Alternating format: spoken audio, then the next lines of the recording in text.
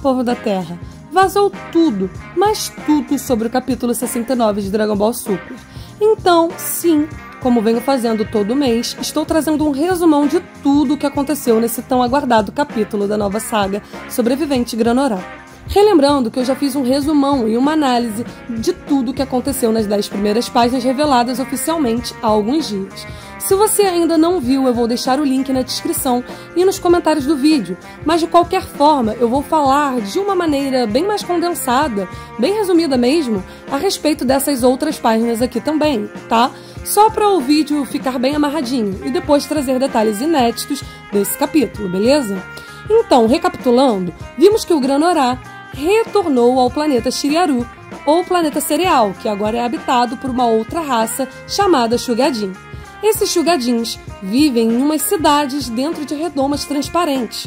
Então o Granorá pousa em uma dessas cidades, sendo recepcionado por um dos habitantes locais. Granorá pede para que consertem sua nave e explica que vai ficar um tempo sem trabalho. Então ele vai até o mercado local. O dono da mercearia pergunta como está o avô do Granorá, que até o momento nenhum dos leitores do mangá tinha ideia de quem fosse. Afinal, o Granorá era o único sobrevivente da sua raça, né? E o Granorá explica que o avô dele tá bem, apesar de mal das pernas, o que é normal para alguém já velho e que pode viver por até uns 500 anos. Granorá também explica, após ser indagado sobre, que não tem interesse em viver na cidade dos Shugadins, e nisso vai embora em direção às montanhas, onde vive com o seu avô.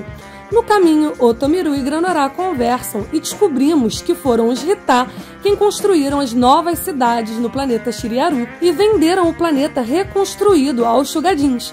Isso faz com que Granorá sinta que aquilo não é o seu lar, por isso ele foi viver nas montanhas, onde de lá dá para enxergar os escombros de sua verdadeira cidade natal, o que faz ele lembrar dos ataques dos Saiyajins ao seu planeta, algo que ele jamais esquecerá. O mangá então volta ao planeta do Beerus, onde ele indaga a Vegeta sobre quantos planetas os Saiyajins destruíram no passado, que responde que apesar de não saber, eles eram uma raça combatente, e que graças à influência de Frieza, esses atos foram intensificados. Beerus pergunta se Vegeta está tentando colocar na conta de Frieza todos os pecados dos Saiyajins. E ele diz que não, que na verdade a culpa é do seu próprio pai, o Rei Vegeta, que em seu desejo de poder levou a raça ao seu fim.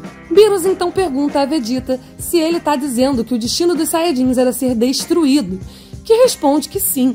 E enquanto o Beerus acha isso uma grande besteira, Vegeta fica sem entender qual é a do Beerus, pois não consegue ver a relação entre aprender as técnicas de Beerus com o passado dos Saiyajins. E nisso o Beerus então revela que tem tudo a ver sim, que está intimamente relacionado. E é a partir desse ponto da história que entra a parte inédita do resumão. Então, assim que o Beerus fala que existe sim uma relação, ele dispara um ataque de energia contra um planeta ali próximo, destruindo, fazendo até o peixe-oráculo pular para fora do seu jarro. O peixe-oráculo e o Whis reclamam com Beerus por ele estar destruindo mais um outro planeta decorativo, e que, se isso continuasse, logo todos sumiriam. E Goku então relembra do impressionante poder de Beerus. Beerus explica que isso é só uma pequena amostra de sua técnica. Vegeta então quer saber como ele pode aprendê-la. E do nada, Beerus esfrega a cara de Vegeta no chão e pergunta a ele se ele continua carregando o fardo dos pecados dos Saiyajins, para logo em seguida atirar Vegeta contra uma árvore. E aqui temos a primeira grande revelação, não exatamente pra gente, mas principalmente pro Vegeta. Beerus revela que foi ele quem sugeriu que Frieza destruísse os Saiyajins. E enquanto Beerus continua provocando o Vegeta, esse, que tá obviamente chocado e puto da vida, acaba se transformando em Super Saiyajin Blue e parte pra cima do Beerus. Mas mesmo o Vegeta dando tudo de si contra Beerus, o deus da destruição tem a vantagem. No fim, Beerus simplesmente dispara um Hakai que destrói a parte inferior da armadura de Vegeta. E ele cai todo arrebentado em uma enorme cratera causada por conta do ataque sofrido. Goku relembra dessa técnica do Beerus, que é o Hakai, e como ele falhou quando tentou usar. O Whis confirma falando que não é uma técnica fácil de aprender, dando a entender que Beerus só usou uma pequena parte para atingir a armadura de Vegeta. Então temos a outra grande revelação aqui, que é o Beerus explicando a Vegeta que ele, Beerus, naquele momento não está pensando em nada além da destruição. Portanto, se Vegeta deseja aprender essa técnica, ele precisa se livrar de pensamentos desnecessários. Então Beerus diz a Vegeta que Antes da criação, havia a destruição. Essa cena é muito interessante porque ela resgata uma ideia trabalhada com o Toppo no Torneio do Poder. Lá no anime, o Toppo teve que abdicar dos mais diversos sentimentos para poder manipular o poder da destruição e assim assumir o poder de um Hakaishin. E tudo indica que essa é a ideia que o mangá apresentará para justificar essa manipulação de poder por parte do Vegeta.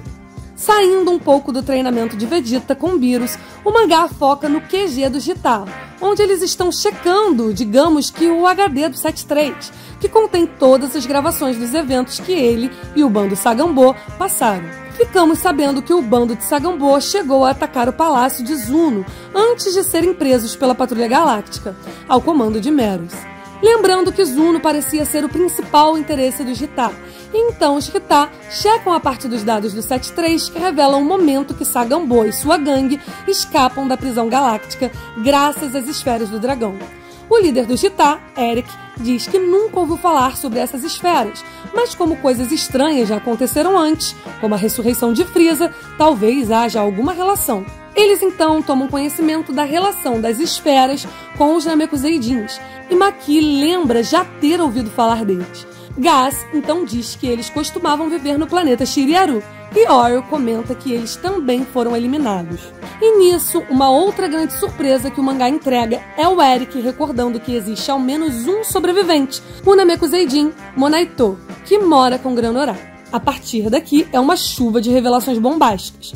O mangá volta para o planeta Shiryaru, onde vemos o tal Monaito, um velho Namekuseidin que está assistindo televisão. E adivinhem só, seria o tal avô do Granorá, que acabou de chegar em casa, avisando para o avô, entre aspas, que o dono da mercearia lhe mandou lembranças. Durante o jantar, o Granorá revela ao seu avô que ficará um tempo sem trabalho por causa do retorno de Frieza. Monaito então pergunta a Granorá se os Gita o mandaram derrotar Frieza, que responde que faria isso até mesmo de graça. Ele então pede para o Granorá esfriar a cabeça e nisso, o Granorá observa uma pequena esfera de uma estrela na sala. E sim, já dá para sacar que o Monaito é um Namekuseidin do clã Dragão.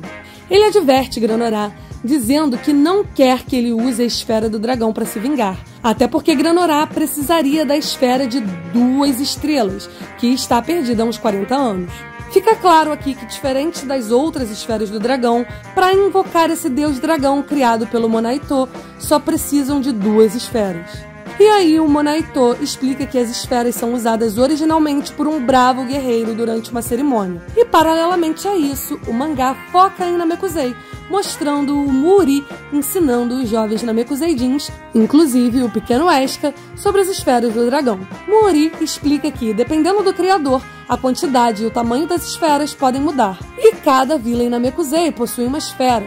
Muri também explica que as esferas podem existir em outros planetas, onde existam Namekuseidins, como é o caso da Terra, onde o Dendê é o atual responsável pelas esferas de lá. E quando perguntam ao Muri se existem outros planetas que também possuem esferas do dragão, ele não tem muita certeza. Mas como ele mesmo explica, os Namekuseidins vieram originalmente de um outro mundo para esse universo.